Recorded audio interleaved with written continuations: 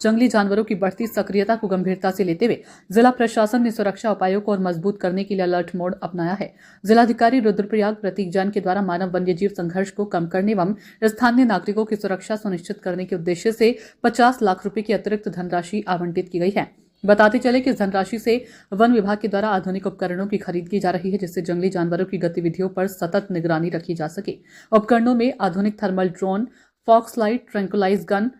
एनआईडस, आधुनिक पिंजरे एवं अन्य सुरक्षा सामग्री शामिल है। इन उपकरणों का उपयोग संवेदनशील क्षेत्रों में निगरानी, रेस्क्यू कार्य तथा आकस्मिक परिस्थितियों में त्वरित कार्रवाई के लिए किया जाएगा। डीएफओ रुद्रप्रयाग रजत सुमन ने बताया कि हाल ही के दिनों में मानव वन्यजीव संघर्ष में बढ़ोतरी दर्ज की गई है। इस संबंध में जिला प्रशासन को नए उपकरणों की आवश्यकता से अवगत कराते हुए प्रस्ताव भेजा गया था, जिस पर विगत 28 नवंबर 2025 को आयोजित महत्वपूर्ण बैठक में जिलाधिकारी द्वारा तत्काल स्वीकृति प्रदान की गई। उन्होंने बताया कि आधुनिक उपकरणों के माध्यम से जंगली जानवरों की मूवमेंट को रियल टाइम ट्रैक किया जा सकेगा, जिससे दुर्घटनाओं और हमलों में प्रभावी कमी लाने में सहायता मिलेगी। साथ ही प्रभावित क्षेत्रों में गश्त बढ़ाने, अलर्ट सिस्टम मजबूत करने तथा रेस्क्यू की कार्यक्षमता को हाईली एफिशिएंट बनाया जा सकेगा। जिलाधिकारी प्रतीक जैन के द्वारा निरंतर संबंधित विभागों से प्रभावित क्षेत्रों की स्थिति, जंगली जानवरों की गतिविधियों, नियंत्रण उपायों एवं सुरक्षा व्यवस्थाओं पर विस्तृत रिपोर्ट ली जा रही है। उन्होंने निर्देश दिए कि ग्रामीण क्षेत्रों में जागरूकता कार्यक्रम चलाए जाएं तथा स्थानीय नागरिकों को सुरक्षा निर्देशों की लगातार जानकारी भी दी जाए। सावधानी ही सुरक्षा है।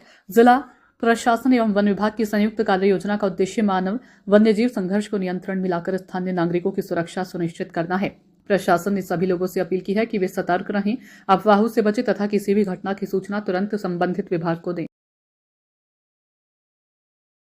देखिए, जितने भी हमारे ड्रोन्स हैं वो अनमैन्ड एरियल व्हीकल्स जैसे आप सब समझते हैं होते हैं कि मतलब दूर से हम थोड़ा सा लैंडस्केप को देख पाते हैं, वाइल्ड लाइफ है देख पाते हैं, पर अक्सर ऐसा होता है कि जैसे जो वाइल्ड लाइफ है वो अंडर ग्रोथ यानी कि जैसे आपके श्रब्स हो गए, जो छोटी आपकी जैसे लैंटना घास हम बोलते हैं, या मतलब रिंगाल में छुप जाता है जैसे भालू, या इसी तरीके से लेपर्ड भी इधर निकल जाता है, तो हम लोग एकदम से आइडेंटिफाई नहीं कर पाते। लेकिन जब थर्मल ड्रोन से वो हीट सिग्नेचर्स पकड़ता है एनिमल्स के, तो जब ये है कि रात के समय में भी जो हमारे नॉर्मल ड्रोन से हम वो देख नहीं पाते कि मतलब एनिमल किधर है, कहाँ पे इसका मूवमेंट हो रहा है, लेकिन थर्मल ड्रोन से एक ऐसी चीज़ है जिससे हम एकदम से देख पाते हैं कि थोड़ा एक अलग तरीके से एक हीट सिग्नेचर निकलता है, जिससे टीम्स जो भी उसको ऑब्जर्वर है उसे इमीडिएटली कैप्चर कर पाता है कि एनिमल कहाँ पर है। अब इससे जैसे अभी कल ही परकंडी में हमारी टीम थी, रात को 2 बजे हम लोग थे, तो हमें दिख नहीं पा रहा था कि लेपर्ड कहाँ पर है। सो मतलब वहाँ पे हम एकदम से सफल नहीं हो पाए उसको रेस्क्यू करने में।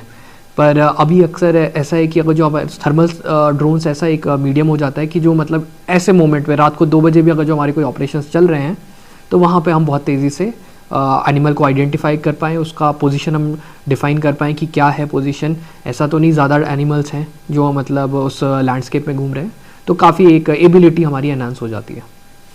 डिज़ास्टर के बाद से हम लोग देख रहे थे कि हमें हाईली इक्विप करने का एक हमारा प्लान था कि हो सकता था कि सीज़न में घटनाएं बढ़ सकती हैं, अक्सर बढ़ते हुए देखा है। तो उसके लिए हम लोगों ने एक प्रपोज़ल बनाया था जिसमें हमने 50 लाख का ये था कि इक्विपमेंट्स हम लोग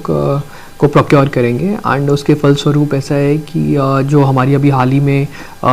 मानव वन्यजीव घटनाएं जो है जिनके क्रम में मतलब एक बढ़ोतरी हुई है,